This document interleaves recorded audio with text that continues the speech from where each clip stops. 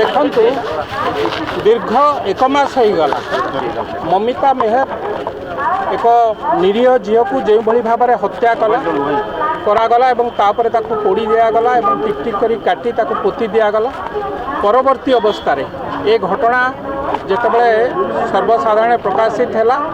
एवं ए घटन कौटी ना कौटी मंत्री संपृक्ति जना पड़ा पर भारतीय जनता पार्टी विभिन्न दिगरे विभिन्न कार्यक्रम करी आसी ता सत्वे राज्यर मुख्यमंत्री विजु जनता दल सभापति तांकु मंत्री की एक अभियुक्त मंत्री जो भली भाव में नहीं से जिले में सर्वसाधारण आगरे एक मीटिंग कले कौटी ना कौटी ओडिशावासी मन एवं सारा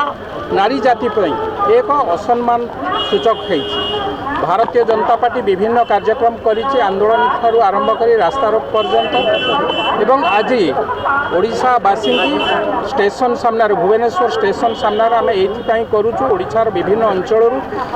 भुवनेश्वर को लोक मैंने आसी था एक सिग्नेचर कैंपेन एटलिस्ट मुख्यमंत्री एवं शासक दल लोक नैतिक मूल्यबोध शिखेवाई एक सिग्नेचर कैंपेन होची। आपण माने जो अभियुक्त आसामी की घंट घोड़े रखिंट मंत्री की घंट घोड़े रखिंट एवं पब्लिक मीटिंग रे पाखरे बसौंट एक अभियुक्त को आमे अनुभव करुचु आईनी ता बाटरे जाऊना आईनी बाट भिन्न दिग हो गला मुख्यमंत्री कहवा अनुसार आईन दिग भिन्न हो गला एवं दिन को दिन मंत्री की घोड़ाई पुलिस एवं प्रशासन जो भली भाव में आगु एक मिछ प्रहेलिका मिछ घटना सब प्रकाश करुच्ची भारतीय जनता पार्टी निंदा करुच्ची ए सिग्नेचर कैंपेन द्वारा आम भितर जो ओडिशावासी भितर एक सचेतनता आणुचु यही भली कार्यक्रम मुख्यमंत्री एवं शासक दल लोक निवृत्त रुहंतु एवं ओडिशावासी किभली भाव में न्याय पाइबे तार दाबी करी आज ये सिग्नेचर कैंपेन आम आरंभ कर भौणी ममिता मेहर अपहरण एवं हत्याकांड जो घटी से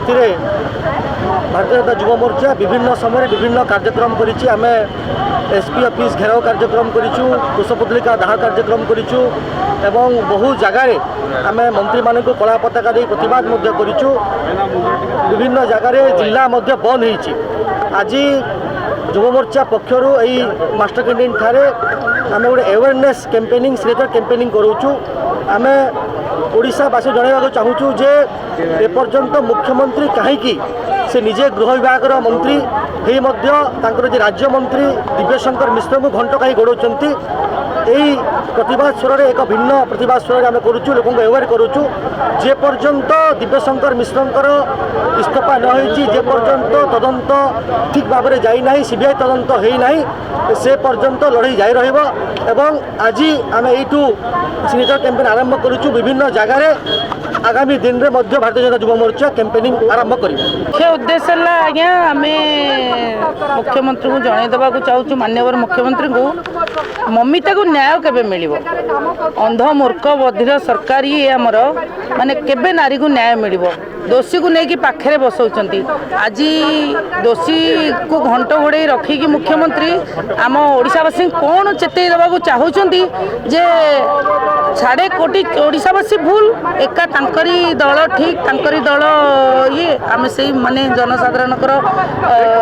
दस्तखत नहीं आम जतई देवा चाहूँ जे केते दूर से ठीक करूँ ये सब जिन 1.5 मास होगा आमर